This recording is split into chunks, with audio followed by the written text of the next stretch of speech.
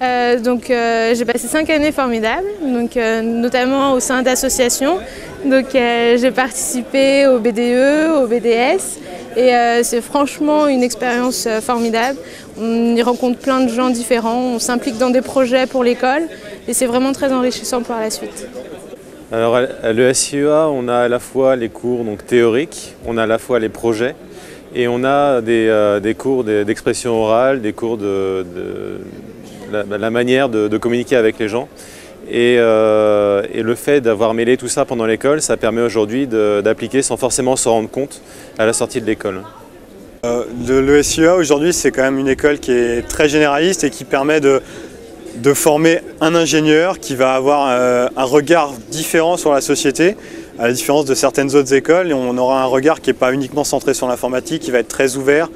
On va pouvoir voir le côté humain de la société et de l'entreprise. C'est une vraie école avec un vrai réseau, c'est des gens formidables au quotidien. La pédagogie est gérée par ses anciens, donc c'est-à-dire c'est un vrai groupe, il y a vraiment un sentiment d'appartenance en fait. C'est ça qui est important.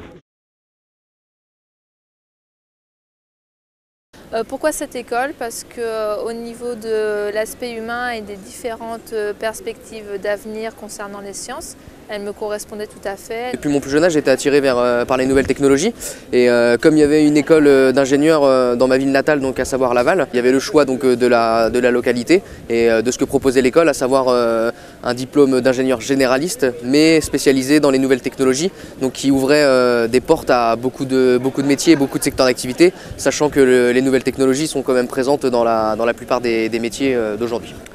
Alors l'opportunité qu'on a à l'ESIEA, c'est de pouvoir réaliser des projets, d'appliquer rapidement les cours que l'on suit et travailler en équipe, apprendre à travailler en équipe dès la première année. Ce qui fait la différence, c'est déjà tout ce qui est projet depuis la première année, c'est-à-dire qu'on fait énormément de projets, on est corrigé par des entreprises, c'est eux nos jurys, ça nous crée un lien déjà avec eux directement, on est très proche d'eux. On arrive sur le milieu de l'entreprise en sachant comment travailler en équipe.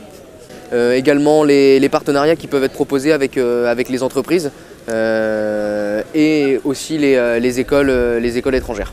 Oui, on va dire pluralité dans les différents choix au niveau des spécialisations. C'est vrai que pouvoir se spécialiser dans l'électronique embarquée ou dans la réalité virtuelle n'est pas proposé par beaucoup d'écoles. Je pense que quand on vient de l'ESIEA, on ne fait pas vraiment attention au parcours qu'on a eu avant, mais plutôt au potentiel de chaque élève.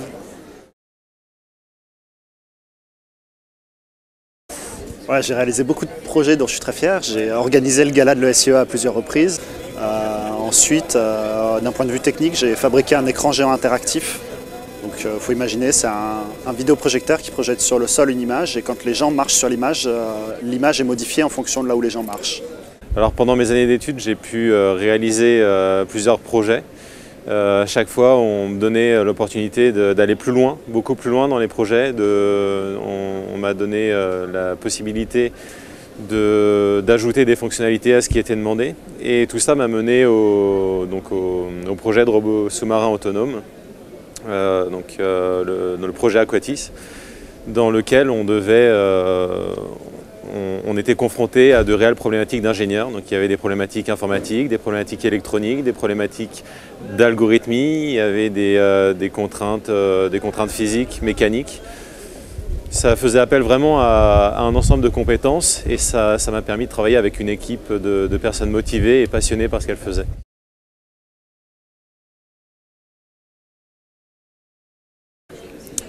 Cette remise de diplôme bien sûr et puis les 4 ans que j'ai passés à l'ESIEA sur le site de Laval, donc au milieu d'un endroit calme, avec un BDE actif où on a pu faire la fête, continuer à étudier, avoir des parrains pour pouvoir grandir dans ce monde.